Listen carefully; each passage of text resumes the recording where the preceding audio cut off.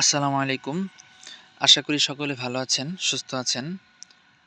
আজকে একটা বিষয় নিয়ে আলোচনা করব, সেটা হলো যে ছোট চারা গাছকে আমরা পেয়ারার চারা গাছকে কিভাবে জোপালো করব এবং পেয়ারার যে বড় মাদার গাছ আছে মাতৃগাছ, এই মাতৃগাছকে কিভাবে জোপালো করব এবং কিভাবে অধিক ফলন নিয়ে আসব। তো অনেকেই কিন্তু অনেক সময় এই বিষয়গুলো আমাদেরকে জিজ্ঞেস করে থাকেন যে ভাই গাছে ফল আসতেছে না, কিভাবে দ্রুত এবং 12 মাস ফল নিয়ে আসব এবং গাছটাকে কিভাবে শেপ সুন্দর দেওয়া যায়, অর্থাৎ গোল লাটিমের মতো গোল আকৃতির করা যায়।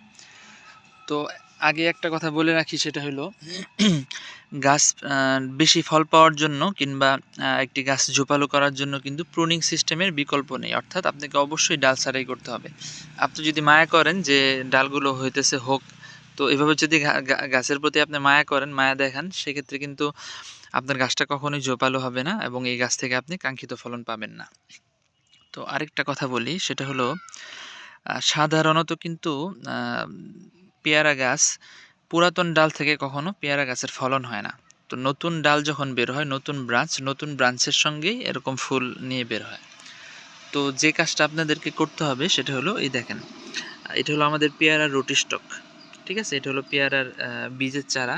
তো এখানে এই যে আমাদের গ্রাফটিং করা, সায়ন গ্রাফটিং করা। তো এখান থেকে এই একটা ব্রাঞ্চ বের হয়েছিল প্রথমে গ্রাফটিং করার পর। তো এই ব্রাঞ্চটা 7-8 ইঞ্চির মতো হয়েছিল।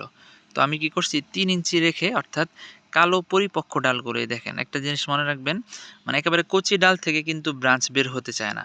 তো আপনারা একবারে পরিপক্ক যে কালো ডাল আছে, কালো বা বাদামি কালার ডাল যেগুলো পরিপক্ক হচ্ছে বা একেবারে পরিপক্ক হয়ে গেছে, এই পর্যন্ত ডাল রেখে উপরের যে সাদা অংশ, অর্থাৎ গ্রিন কালার যে অংশ আছে আপনার, এটা হলো অপরিপক্ক ডাল। তো এই মাথা পর্যন্ত কেটে দিবেন। তো এখানে কিন্তু আমি 3 ইঞ্চি পরিমাণ রাখছি।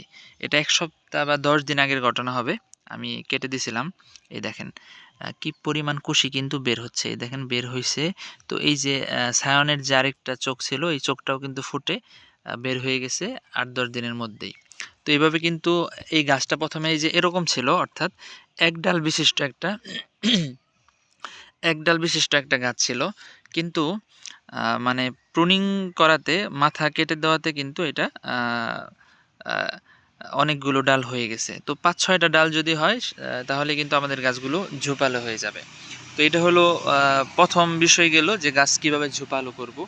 দ্বিতীয় আরেকটা প্রশ্ন হলো যে গাছে কিভাবে অধিক ফল নিয়ে আসবো। তো আপনারা হয়তো জানেন যে এটা হলো আমাদের পেয়ারার যে ১২ মাসি থাই পেয়ারা যে আছে, থাই পেয়ারার জাত ১২ মাসি, সারা বছর এটা ফল ফুল দিতে থাকে। পেয়ারাটা কচকচে স্বাদযুক্ত, অনেক মিষ্টি এবং বীজ কম ভিতরে। এই হলো